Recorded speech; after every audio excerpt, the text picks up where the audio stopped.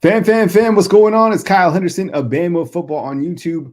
Thank you very much for joining us today. We got Nick Saban's press conference here coming up. We're going to stream that. Alabama defeats Kentucky by a score of 49-21. Definitely get inside the comment box. Let me know what you think about this. You also have the coaches show, which you can switch over to after Coach Saban's press conference. And as KTK says right here, the West Division champs. Yeah, it was a great performance today by Jalen Milroe. And I think when you go into this game, a couple of takeaways that just quickly stand out about Alabama's big victory over Kentucky was the fact that Jalen Milroe is the first player for Alabama in school history to score 3 touchdowns rushing and 3 touchdowns through the air for 6 total touchdowns. Now, Jalen Milroe once again shines in a big-time game on the road in SEC play. I mean, what This meeting is being recorded.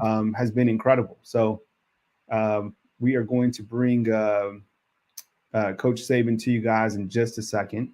Let me get this all set up for you guys. I do all this stuff live, so just give me one second while we set all this stuff up. 1 second. All right, give me 1 second, guys. This is all on the fly.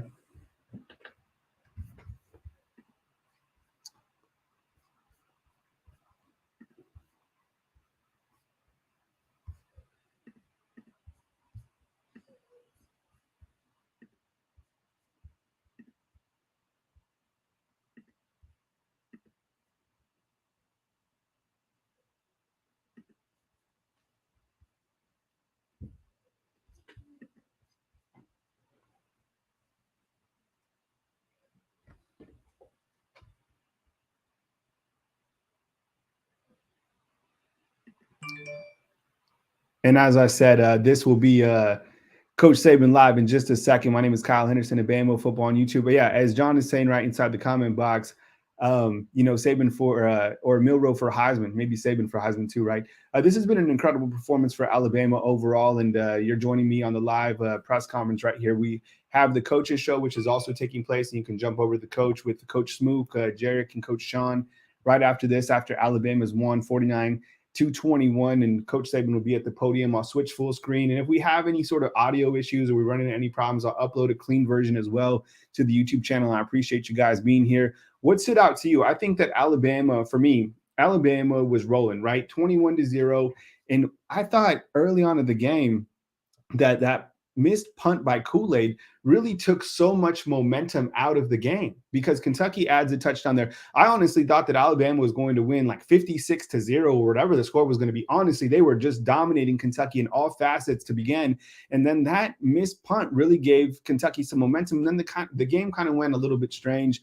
And then Alabama clearly goes in with the 28-7 lead over Kentucky at the halftime break. But I think that this team overall has continued to prove that they can be consistent. I thought this was a consistent game for Alabama, winning 49-21. And I think, like Love is saying inside the comment box, you did give up 3 touchdowns. Alabama surrendered that last touchdown there. I mean, that was a run that, against the second team defense. And the reason I bring those things up is because you want style points, right? Style points is so important at this time of the season. You look at kind of comparison of scores and things like that, and what's going to happen when the seating committee meets again on Tuesday. Alabama clearly needs style points, and I do think they got some style points. You go onto the road and you win a game like this. Now Alabama does clinch the SEC West, and that's incredible. I mean, I already made my plans to go to Atlanta recently because I knew that this team was aimed towards really greatness. After I saw them put together that performance against Tennessee, I've been saying this a long time about Alabama. This team is rolling, and there's nobody in the country that wants to deal with Jalen Milroe. There's nobody that wants to deal with this defense. I thought they played well. There was one throw by Jalen Milroe where he did force an interception. You got to just throw that ball away. But other than that, man, I think that these guys are doing good. Hey, Gavin, I got 100 people in 124 on, man. I appreciate you. Here you go, bro. Those refs were dirty. I made stupid mistakes. Appreciate the super chat. Testing on Zoom, test. Yep. Yeah, we're good on the Zoom. If y'all can't hear me, someone log in and tell me. Yep, thanks, Tom. I can hear you. Thank you. All right, let's just make sure that we're all set on this. All right, we'll be starting here momentarily, guys. right, Just hang tight. All right. So as soon as Coach Saban goes live, I will bring you guys to Coach Saban. And if we run into any issues or whatever, I will upload a clean version of Coach Saban. He should be at the podium momentarily. My name is Kyle Henderson of Bama Football on YouTube. I appreciate you guys being here as Alabama defeats Kentucky 49-21. A couple player stats to go over. Jalen Milroe is 16-23 for 240 yards and 3 touchdowns with 1 interception. On the day, you also have Jace McClellan, who had 9 carries for 43 yards. Jalen Milroe had 36 yards rushing. Justice Haynes, the freshman coming in with the big arm brace, had 36 yards. And then you had Roydell Williams with 20 yards. Receiving wise for the Alabama Crimson Tide, you had Kobe Prentice, who had 4 receptions for 74 yards. You had Jalen Hell, the freshman, with 51 yards. You have Amari Niblack with 38 yards. Roydell Williams with 30, C.J. Dupree with 30 as well, Isaiah Bond with 24. What do you guys think of the play of Ty Simpson? Got in as the backup and had a couple opportunities. I thought he made some playmaking plays, 1 of 3 for 51 yards. He's a redshirt freshman quarterback that got in. For Kentucky, Devin Leary, he escaped a couple guys and made a good play. That was one of the kind of shining moments for him, 17-31, 158 yards, rushing the football. You had Jefferson, who's Kentucky's number 2 running back, break that long run. And Caleb Downs made a great play on it. And you know what happened? The refs, and they should have reviewed that last touchdown by Kentucky. This score 1,000,000% should be 49-21. That was a fumble 1,000,000%. 1,000,000% all the way around. Christian Story hit him and scooped it up. So the score should really be 49-14. And then Davis, their great running back, only had 26 yards, but he did have 2 touchdowns. Team stats wise on this game, and again, once Coach Saban goes, I will bring him back to full screen, and we will definitely go to Coach Saban's press conference. Team stats wise, you have Alabama, who racked up 450 yards against Kentucky, 291 passing yards, 159 rushing yards. Kentucky held to under 100 yards rushing the football, 158 passing. As I said, Alabama had 23 first downs and was 7 of 11 on third downs and had a total of 65 plays to Kentucky's 55.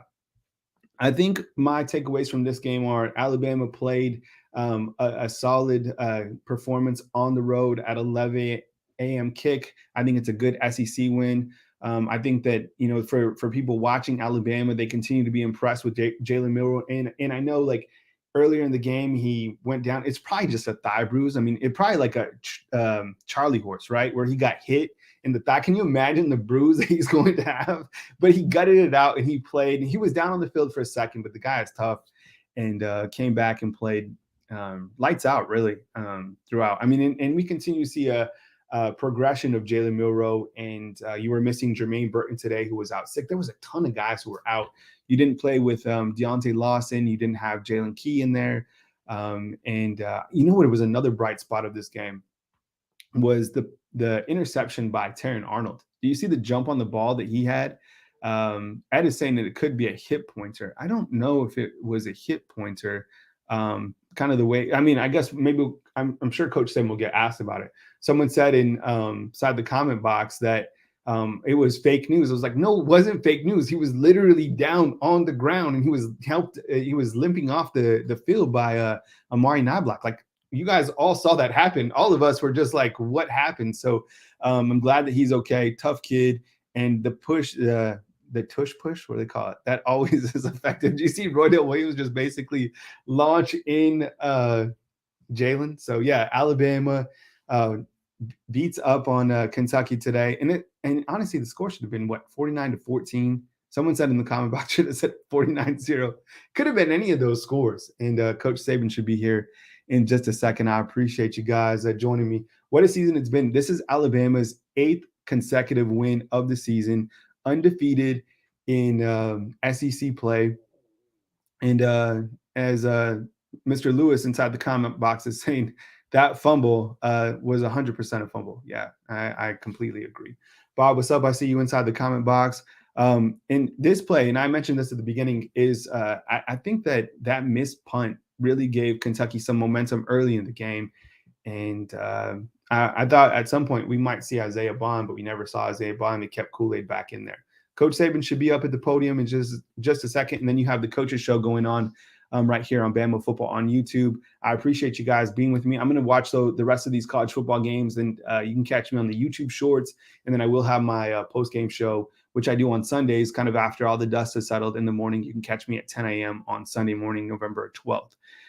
Overall, it's a really good win for Alabama. You get out of Lexington with the W. You win the SEC West. Going back to Atlanta, there's not a lot of people that felt this team would get to Atlanta. There's not a lot of people that felt that this team was, a team that was capable to make this type of a run. You look at the job that Coach Saban was doing this entire season, the transformation of this team. It's been incredible. I love the story of this team. I love, what this team brings from the resiliency standpoint. They didn't have all their components today, but still go on the road and take away Kentucky and put them away.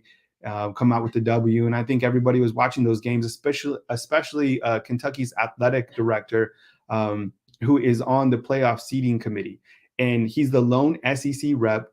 And he had a firsthand chance to watch an Alabama team. And that Alabama team got up to a quick 21-0 start. And if you're watching that game, you start to see that all the components that Alabama clearly has and just how good this team is. They're completely loaded from top to bottom. The offense is, really dangerous, and it's going to be hard to deal with Jalen Milroe for any program in the country. I know that Michigan's winning right now, and I think all the favorites for the most part should be able to handle who they're playing today. I know we're all watching that Georgia and Ole Miss game. And rightfully so. I mean, Lane's done a great job. So Saban should be here in just a minute. Just hang tight. We'll get to Coach Saban, and then you guys can catch the coaches show, which is taking place right here on the YouTube channel. But I appreciate you guys joining me for right now. These are just some quick observations, and we'll get to Coach Saban, and we will catch you guys soon back here on Bama Football on YouTube.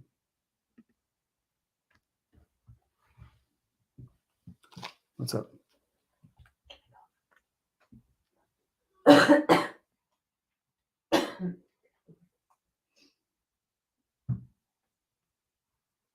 They still haven't got it up here.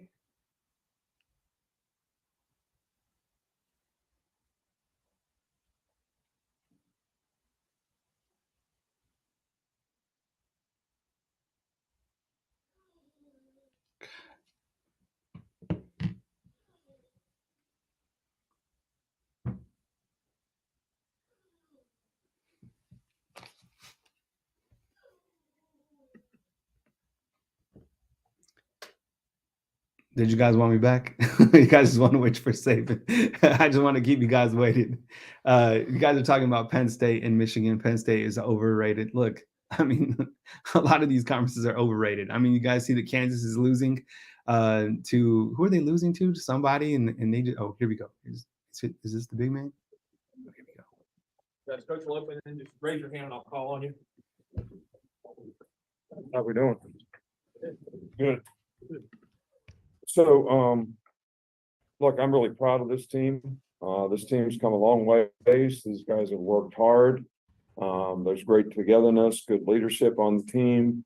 A lot of guys have made significant improvement because they've stayed positive and stayed the course in terms of listening to what the coaches had to say about what they needed to do to improve and actually have really good relationships with each other on this team. So I was really pleased that the team didn't buy into, the rat poison or whatever you want to call it. I thought this was a little bit of a trap game, and I actually asked the players yesterday in the team meeting to stand up and say what they had to do, each position, each leader at each position. And I told them before the game, I trusted that they would go out and do that, and that's exactly what they did. So I trust in these guys that they're going to do the right things, make good choices and decisions, which is going to help them continue to grow and develop as a team, and hopefully finish business throughout, the rest of this season in terms of what we have to do to continue to get better and see if we can create an opportunity for ourselves. Obviously, it's great that we won the West and going to have an opportunity to play in the SEC championship game, which I'm very happy for this team that they were able to accomplish that. I think there's probably very few people after the Texas game or the South Florida game, a lot of naysayers out there never really believed in these guys, but I've always believed in this team and trusted in this team that they would develop into something that's special, and it has been special. It's been a great experience to see them grow and develop, and the confidence that you need to, play really, really well. I think they were so excited about the fact a couple guys came up to me, and I always talk to them about when we play on the road. If you enter the stadium, We can talk. that means I don't know why we you really beat the other team. So a couple Saban, guys, Nick I Saban didn't says use a that lot of in this Nate's game, proved a but lot of they Nate's hairs certainly wrong after got the message and clinching coach look SEC around. West. So I'm pretty proud of the way they played today. And obviously there's some things that we can correct and fix. We made some errors that obviously we busted on the 60-yard run at the end of the game when we put the twos in there. But Zoom, man. these are all learning why I have to experiences go. that these guys will have an opportunity to get better at. Jalen is played that one really good? well. I thought, the offense started the game out and set the tempo of the game extremely well. He played extremely well. This is The just whole idea bullshit. was the way they play on defense is take what the defense gives, and we nickel-dimed them in the first couple of drives, and then we hit a couple big plays. So thought they did a great job on offense, and great team win for us. Aaron, slide that computer in a little closer. We'll start with Nick. Yeah, you talked about Jalen Milroe, but as far as this team's overall resiliency, that he's shown that same quality. How have you seen that from him through the course of the season? The resiliency that he's had? Well, I guess that's what I was trying to explain. That these guys have had great perseverance, shown great resiliency, been able to, heard me say this before, manage hard when everything's got hard. They always seem to come up with, we can come back in the game when we're behind, back in the game when we're behind 20-6.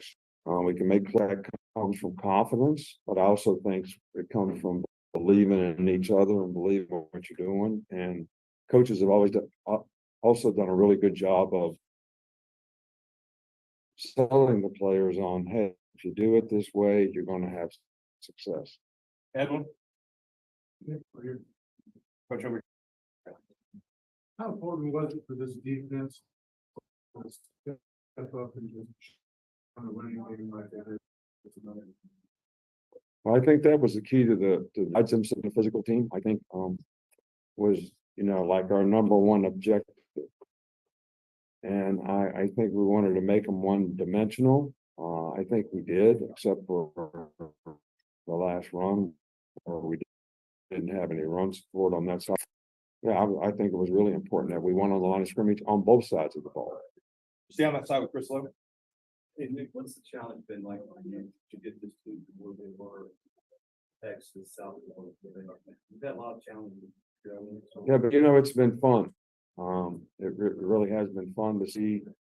I think that it seems like every team we've had in recent years, there's these huge expectations, and you never want the expectations to impact you. But because there were such high expectations, it was almost like you were relieved, to get the players to be where they needed to be so they could have success. With this team, I didn't have those kind of expectations. I knew we could be good. I believed in them, but I knew it was going to work in progress. So it was like every day, you're just trying to teach lessons that will help them grow and develop. And they've done a great job of that, and it's been fun. And I didn't put any expectations on them or myself, and they, sort of blowing it out of the water in terms of how well they've done. And back to Mike. Stuff with Kool-Aid and after the ball, and then big returns in the third quarter. So the touchdowns forward. Stay with them? What do you mean, stay with them? What would you do with them? I mean, I love the guy. He's a good returner. Look, the gunner on that side ran into him when he missed the punt. All right, that's the gunner's responsibility. You can't look up and catch a ball and worry about somebody that's running down the field blocking for you, running into you. So tried to fair catch the ball. I got every confidence in the world. He's been a player for us, and I just think the players around him have to do a little bit better job, because when you get these radical punts, I'm going to call them, you don't get like easy balls to field. You got to cover a lot of ground to catch it, and that launch point of where he's catching it changes for the people that are blocking for him. So I'm not making excuses for anybody, but you can't blame him for that one. In my opinion. And I think that, you know, he did a great job, and it was good to see us get one off to a big play. Right next to him, Nick. What did it say about this team that despite the injuries, guys are coming in and filling their roles well? And then secondly, any update on the guys who are going to play today? Yeah, well, you know, we had more guys out today than probably ever before, you know, with Corey Brooks and Jermaine Burton. Jermaine is just sick. I mean, he was so sick, you know, couldn't even make the trip. And hopefully, you know, he'll get better, and that won't be a long-term thing. Jacory's got a shoulder. Jalen Key, everybody knows he's got a thigh injury. It'll be day-to-day again this week. Same thing with Lawson. So we'll just have to, you know, see how it goes. But I was really pleased with the way the guys that filled in today and took their place, and we had to shift guys around in the secondary. But I thought Trez Marshall, who has been hurt himself, did a good job today, and so did Jihad. So those guys got some valuable experience, and that's going to help us down the road, I think, having some diversity in how we can play players. Two more, Tony, and then Kate. You've had a lot of success with explosive plays, but you mentioned nickel and diming them on some of those drives. How important was that to show that, you know, it's not just the explosive plays for the offense? Yeah, I think that's important. In fact, you know, there was a couple times when, you know, we threw the ball down the field that if we would have stayed with that, just take what they give you, we probably would have moved the chains. But I thought we did a really good job overall of taking advantage of that. But look, a 5-yard pass is just as good as a 5-yard run. It's 2nd and 5, and you keep things moving. So we did a good job on 3rd down again today. So kept the ball quite a bit. So I think that was a real positive for us. Finish up on the right with Kate. How important do you think the bye week was for Jalen Milroe? Last 2 games out of it, he has 2 touchdowns. Just 10 touchdowns. Whether it was just getting his legs back under him or maybe build more carries. You know, you'd have to ask him if the bye week.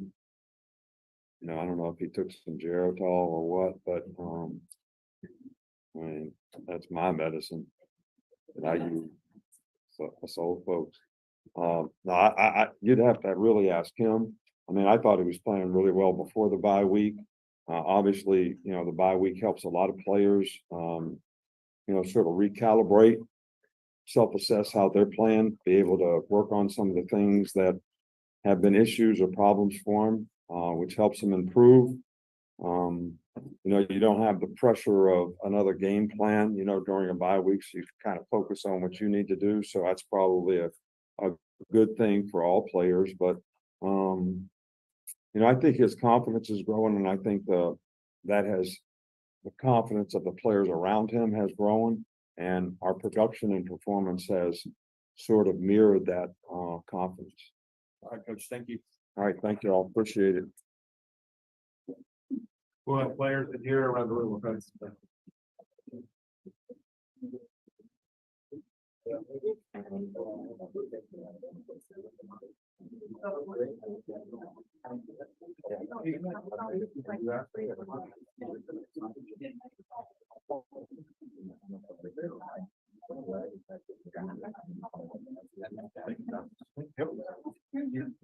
We'll bring players in.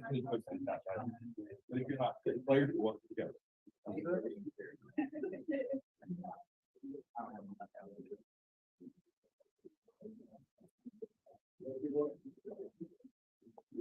Give you trouble.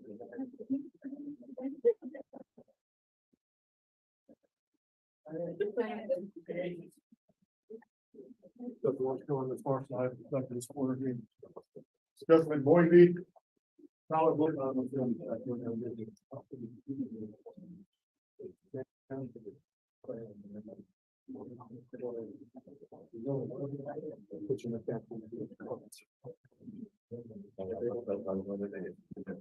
We got Jan Miller back here in the back corner here.